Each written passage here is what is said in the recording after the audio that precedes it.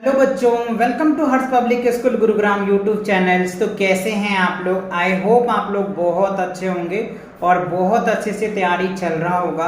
तो last lecture जो था बच्चों, एक्सरसाइज 10.6 जो मैंने आपको इंटायर कंप्लीट के साथ, अगर सर्कल में कोई डाउट है, किसी तरह का कोई डाउट है, तो चैनल पे विजिट करके प्लेलिस्ट सेक्शन पे एक बार जरूर आप चेक करना।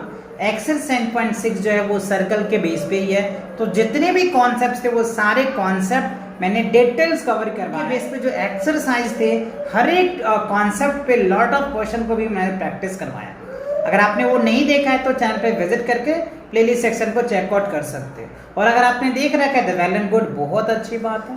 तो चलिए आज जो कवर करने वाले, और ये कई बच्चे के कमेंट्स भी हैं कि सर आप वर्कशीट करा दीजिए, हमें प्रॉब्लम आता है।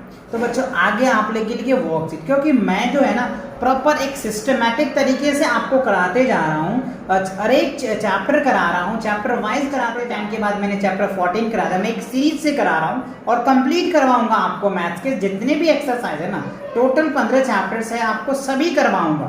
और एवरीडे इस चैनल पे एक वीडियो अपलोड होता है जो आप देख पा रहे होंगे, है ना। आपको टेंशन नहीं लेना है बच्चों, है ना, डिटेल्स कराऊंगा, ठीक है।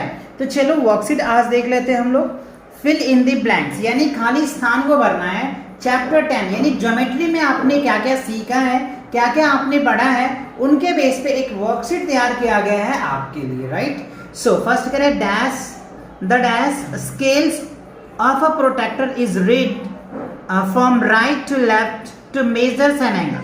अच्छा, राइट टू लेफ्ट होता है तो उसको हम लोग क्या बोलते हैं? इनर बोलते हैं, राइट। जैसे मैंने आपको बताया था प्रोटेक्टर से क्या होता है, इसमें दो स्केल्स होता है, एक इनर स्केल होता है और एक आउटर स्केल होता है। जैसे आप यहाँ पे देख पा रहे होंगे प्रोटेक्टर, ये देखो इनर स्केल्स है, ठीक है। इनर स्केल्स क्या होता है, हम यहाँ से राइट टू लेफ्ट जाते हैं, और आउटर जो होता है राइट टू क्या होता है, लेफ्ट जाता है, यानी लेफ्ट टू राइट जाता है, ठीक है। ये बात आपको देखना है, दो स्केल्स होता है, एक इनर और एक आउटर होता है। तो यहाँ पे क्या हो जाएगा, इनर हो जाएगा, ठीक है। तो INNER inner scale of protractor is read from right to left होता है। इनर जो होता है राइट टू लेफ्ट होता है और आउटर इनका वाइस वर्सा होता है, ठीक है। And angles between 90 degree and 180 degree. देखो एंगल के जो टाइप्स होता है ना, मैंने आपको ट्रायंगल समझाया था दो तरीके से, एक एंगल के बेस पे और एक जो है ना साइड के बेस पे समझाया था। तो 90 टू 180 जो होता है उनको ऑब्ट्यूस एंगल बोलते हैं, 0 डिग्री 90 डिग्री के बीच का एक्यूट एंगल बोलते हैं, राइट। तो ये चीजें आपको 90 टू 180 है तो ये क्या हो जाएगा, ऑब्ट्यूस एंगल्स। तो OBTUSE ऑब्ट्यूस एंगल्स हो जाएगा, ठीक है। A line segment joining any two points on a circle and passing through its centers is called, क्या कहलाते हैं, diameters कहलाते हैं। DIAMETER क्या होगा, diameter हो जाएगा। फोर्थ में कह रहा है a line segments joining any two points on a circle is called dash of the circles, क्या होगा बच्चों, chord होगा, CHORD, कॉर्ड आ जाएगा, ठीक है। फिफ्थ में कह रहा है concentric circles have a common, क्या होता है, सेंटर होता है, CENTRE सेंटर होता है। जैसे देखो ये एक सर्कल्स है और ये एक सर्कल है, तो इसका जो सेंटर होता है ना ये कॉमन होता है, तो that is called concentric circle. Clear हुआ? अच्छा, अब देखो बी में कह रहा है measure the angles of a triangle ABC using a protractor. तो यहाँ पर देखो एक ट्रायंगल्स दिया हुआ है, इस ट्रायंगल को हमें प्रोटेक्टर से मेजर करके बताना है कि कितना आता है। वैसे ही यहाँ पे आप देख पा रहे होंगे एंगल जो B है ना बच्चों, ये तो हमें दिख रहा है कि 90 डिग्री है, ठीक है। अब अगर इसको मेजरमेंट करते हैं तो इसको देख लो कैसे आप मेजर करोगे। देखो मैंने लाइन मैच कर लिया, और अगर मैं इसको ऐसे रख रहा हूँ तो ये जो है ये 40 डिग्री का हो रहा है, ठीक है। क्या हो रहा है, 40 डिग्री का। तो ये देखो 90 डिग्री, ये 40 डिग्री, तो ये कितना हो जाएगा, ये तो 50 डिग्री हो जाएगा ना, ये क्या होगा 50 डिग्री हो जाएगा। तो 40 50 90 हो जाएगा। आप चाहो तो मेजर करके भी देख सकते हो, नो प्रॉब्लम बच्चों, मेजर कर लें आप, है ना।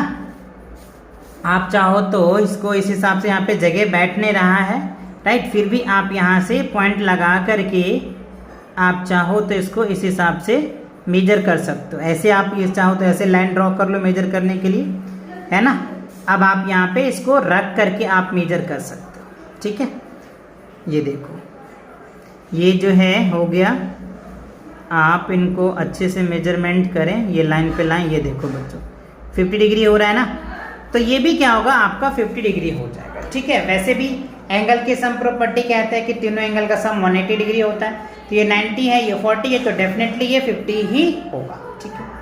अब आप सी में देखो कह रहा है construct the following angles using a protractor. तो प्रोटेक्टर से हमें क्या करना है, एंगल DEF 65 डिग्री करना है, LMN 80 डिग्री करना है, RPQ जो है 135 डिग्री करना है। तो देखो एंगल प्रोटेक्टर से कैसे बनाते हैं, ये मैंने आपको 4 स्टेप समझाया था।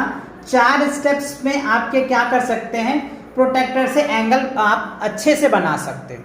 तो देखो मैंने वैसे आपको समझाया भी है, अगर आपने वो वीडियो नहीं देखा है तो चैनल पे विजिट करके देख सकते हो, या मैं यहाँ पे आपको समझा देती हूँ। तो सबसे पहले हमें क्या करना होता है, प्रोटेक्टर लेना होता है।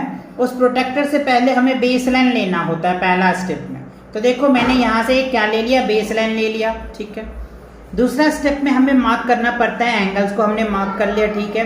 तीसरा स्टेप में हमें इसको लाइन से ज्वाइनिंग कर देते हैं, और चौथा स्टेप में एंगल लिख देते हैं, ठीक है ना। तो ये 4 स्टेप्स हैं, ठीक है। तो ये बात आपको समझ में आया। अब ये क्या हो जाएगा, E हो जाएगा, ठीक है। आप इनको F लिख दीजिए और इसको आप चाहो तो D लिख दो, और ये एंगल कितना है 65 डिग्री का। अब यहाँ पे देखो LMN है, तो इसको हम M लिखेंगे, इसको हम N लिखेंगे, और इसको जो है L लिखेंगे, और ये क्या हो जाएगा 80 डिग्री का एंगल हो जाएगा। तो मैं यहाँ पे 80 डिग्री लिख दूंगा। अब यहाँ पे देखो क्या रहा है RPQ है, तो यहाँ पे क्या लिख देंगे हम लोग, जो है यहाँ पे P लिखेंगे, और यहाँ पे क्या लिख देंगे Q लिखेंगे, और यहाँ पे R लिख देंगे, ठीक है। और ये जो एंगल बनाया है मैंने 135 डिग्री का बनाया हुआ है। आप चाहो तो बच्चे इसे मैच करके भी देख सकते हो, कोई प्रॉब्लम नहीं है ना। मैंने ड्रॉ कर रखा है, तो आप आसानी से इसको देखो, ये देख लो आप 65 डिग्री का बन रहा है कि नहीं।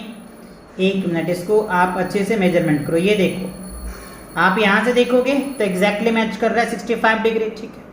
अब यहाँ 80 डिग्री मैं आपको चेक करके दिखा देता हूँ कि आपका कोई कंफ्यूज ना रहे, राइट। ये देखो 85 डिग्री बनेगा, एक मिनट इनको थोड़ा सा इस हिसाब से मैच करो। 80 देख रहे हो, 80 डिग्री एकदम लाइन पे है 80 डिग्री, ठीक है। अब देखो 135 डिग्री की बात करते हैं, 85 डिग्री कैसे निकल के आ जाएगा, आप यहाँ पे बेस लाइन करो, देखो ये 30 है और यहाँ पे 35 आ गया ना 135। तो आप इस हिसाब से बना करके मेजर भी कर सकते हो, बहुत ईजी से, है ना, क्योंकि ये मैंने आपको डिटेल समझाया हुआ है, right.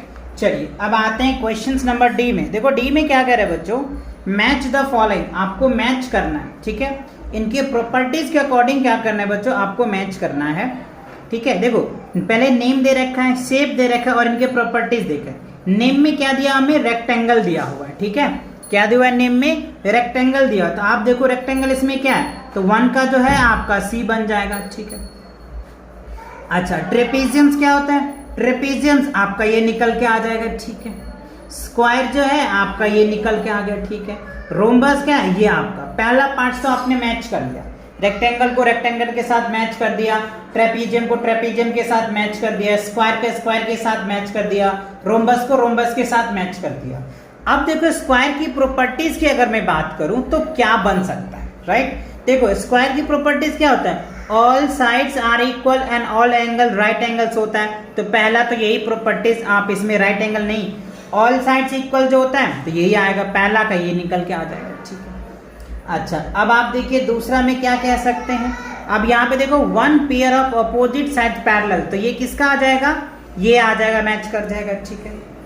All sides are equal and all angles are not equals, all side equals है लेकिन ऑल एंगल्स इक्वल नहीं है, तो वो किस में हो जाएगा, ये प्रॉपर्टीज मैच कर जाएगा, ठीक है।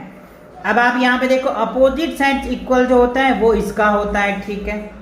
अच्छा तो चारों मैच कर गया, आपको अच्छे से क्लियर समझ में आ गया डी पार्ट्स का। तो हमने 2 इसमें मैचिंग था, दोनों मैचिंग आपको क्लियर हो गया। पहले आपको नेम दिया था तो शेप की मैचिंग हो गई, राइट। उनके बाद इनके प्रॉपर्टीज का भी मैचिंग हो गया, क्लियर। अब देखो हमें क्या दिया हुआ है, ई पार्ट में find the diameters of a circle whose radius is, क्या दे रखा है हमें 5.2 सेंटीमीटर्स दिया हुआ है। तो इसमें जो है हमें क्या करें, डायमीटर्स निकालना है, और रेडियस जो है हमें दिया हुआ है 5.2 सेंटीमीटर। तो ये बच्चों जो एक्सरसाइज जो है ना 10.6 में मैंने आपको डिटेल कंप्लीट करवाया था कि रेडियस दिया हुआ होता है तो डायमीटर कैसे निकालते हैं। तो देखो आप कैसे निकालोगे, डायमीटर ऑफ सर्कल क्या होता है 2 इंटू रेडियस होता है, ठीक है।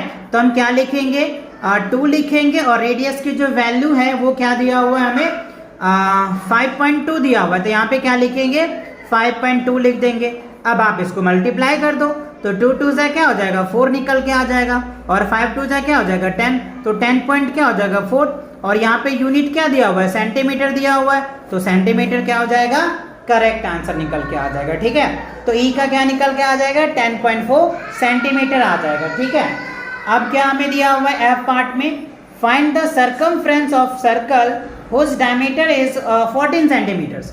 तो हमें क्या निकालना है फाइंड द सर्कमफ्रेंस निकालना है, ठीक है।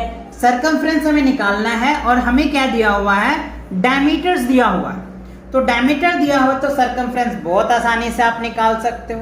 कैसे निकालोगे देखो निकाल के हम आपको दिखाते हैं। देखो डायमीटर दिया है 14 सेंटीमीटर्स और हमें सर्कमफ्रेंस चाहिए, तो सर्कमफ्रेंस इक्वल्स टू क्या निकल के आता है पाई इंटू क्या होता है डी होता है, पाई इंटू क्या होता है डी। तो पाई की वैल्यू हमें पता है 22 अपॉन में क्या होता है 7 होता है और डी कितना दे रखा है आपको 14 दे रखा है, बस इसे इसको डिवाइड कर दो तो 7 2 जा 14 निकल के आ जाएगा, ठीक है। और 22 को 2 से मल्टीप्लाई करो तो 2 2 जा 4 2 2 जा 4, ठीक है। ये क्या निकल के आ जाएगा 44 सेंटीमीटर निकल के आ जाएगा, राइट। तो ये बात आपको समझ में आ गया, डायमीटर दिया हुआ रहेगा तो आप सर्कमफ्रेंस बहुत आसानी से निकाल सकते हो, ठीक है। तो इसी के साथ क्या होता है बच्चों, ये जो वर्कशीट्स है ना आपका चैप्टर 10 का ये कंप्लीट होता है और इसी के साथ ये आपका एक्सरसाइज जो है ना चैप्टर 10 ये भी आपको कंप्लीट होता है। तो नेक्स्ट क्वेश्चन के लिए मिलेंगे नेक्स्ट वीडियो में, तब तक के लिए take cares and bye bye.